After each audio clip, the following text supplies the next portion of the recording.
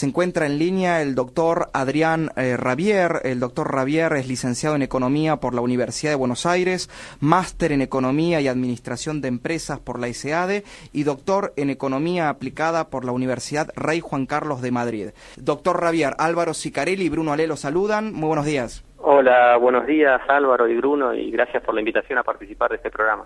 No, por favor, el gusto es nuestro. Y hace unos 2 meses me llega de la mano de nuestro amigo en común Rodolfo Distel, director de Unión Editorial para Argentina, su libro La globalización como orden espontáneo, un libro breve pero claramente apasionante, y me gustaría que dialoguemos sobre el fenómeno de la globalización en base a su libro, doctor.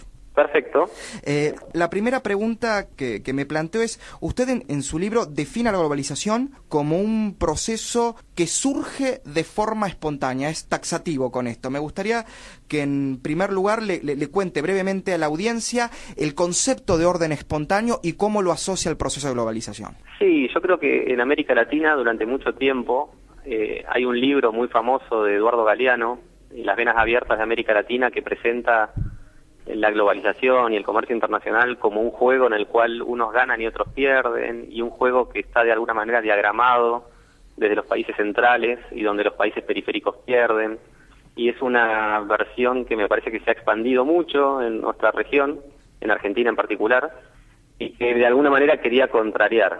Entonces siempre tuve la visión de, siguiendo autores como Adam Smith o Adam Ferguson o David Hume, los grandes escoceses clásicos, también con Hayek, también con Karl Menger, que es el fundador justamente de la escuela austríaca, donde los órdenes espontáneos son fundamentales, digamos, como punto de partida para entender ciertas instituciones clave, digamos, que nos acompañan en nuestros días.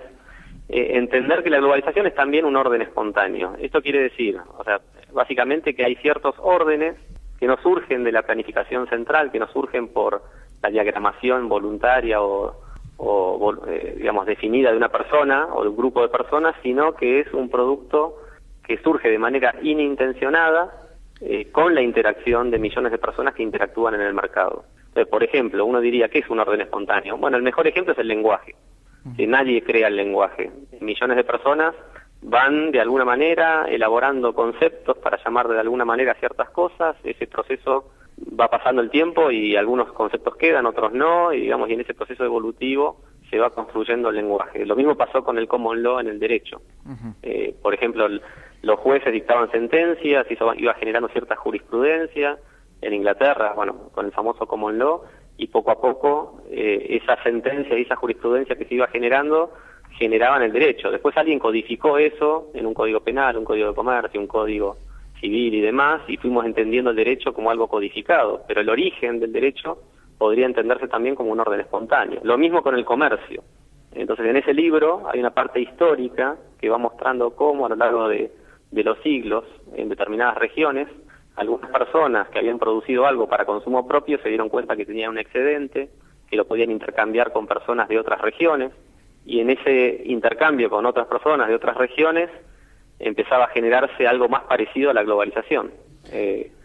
Ahí, en ese sentido, es que nosotros entendemos el proceso de globalización no como algo de las últimas décadas, sino como un proceso evolutivo que ha nacido 8.000 años antes de Cristo y que continúa hasta el día de hoy, digamos, en un proceso que, por supuesto, ha avanzado con la primera y la segunda revolución industrial por cuestiones tecnológicas, que avanza, por supuesto, con esta tercera revolución industrial o la era digital, porque mejora las comunicaciones y demás, pero que es un proceso que si uno lo analiza en sus fundamentos, la globalización es algo que surge espontáneamente, evolutivamente, básicamente a partir de los deseos y las voluntades de muchas personas.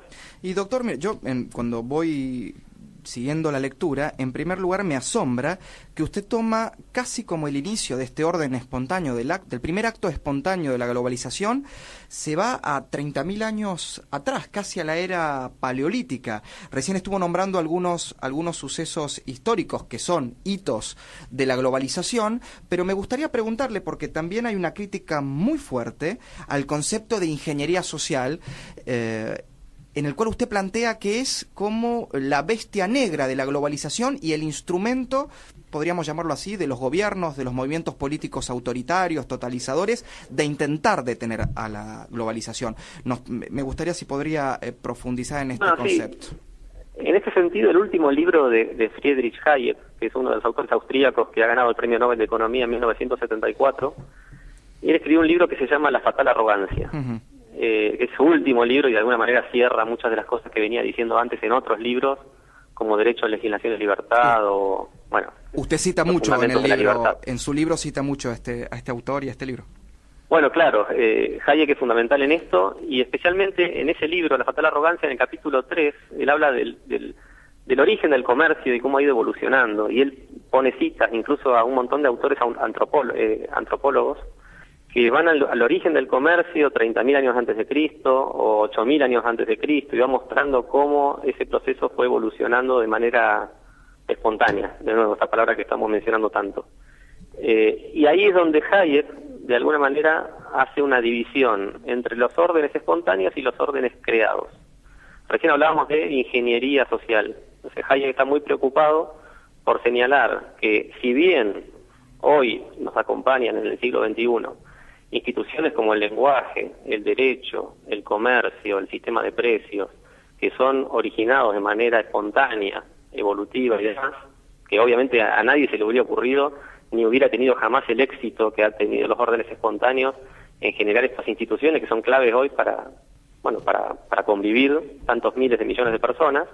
Él básicamente está diciendo que los órdenes creados por ciertas personas a partir del Estado y el uso de la fuerza y la coacción que implica la ingeniería social, justamente muchas veces evita que se desarrollen órdenes espontáneos. Entonces, de alguna manera va mostrando que ciertas instituciones surgen evolutiva y espontáneamente y otras son creadas por el uso de la fuerza a partir de ciertos hombres. Entonces ahí es que se da un debate fundamental y que generalmente no se conoce en nuestros días, que es analizar cómo funciona el mercado, cómo coordina el mercado, qué es lo que pueden hacer la interacción de las personas, qué instituciones podrían dar lugar, qué industria o qué estructura económica podríamos tener hoy en Argentina. Justamente hace unos días publiqué en El Cronista una nota que se llamaba Desindustrializar la Argentina. Sí, que ha generado una polémica, ¿no? Ha tenido un intercambio... Se armó toda una polémica muy larga, sí, con muchas personas que piensan distinto. Obviamente el título es muy polémico, ¿no? Sí, Desindustrializar la Argentina. ¿Por qué?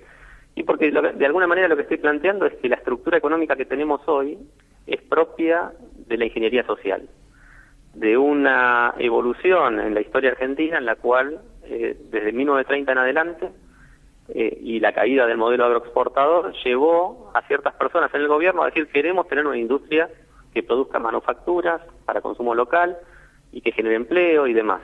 Entonces, a partir de ahí se genera toda una serie de estructuras económicas que dan lugar a generación de ciertos empleos, que dan lugar a producción de ciertas manufacturas, pero que dejan de lado lo que pudo haber sido un desarrollo de una estructura económica muy distinta a la que tenemos hoy.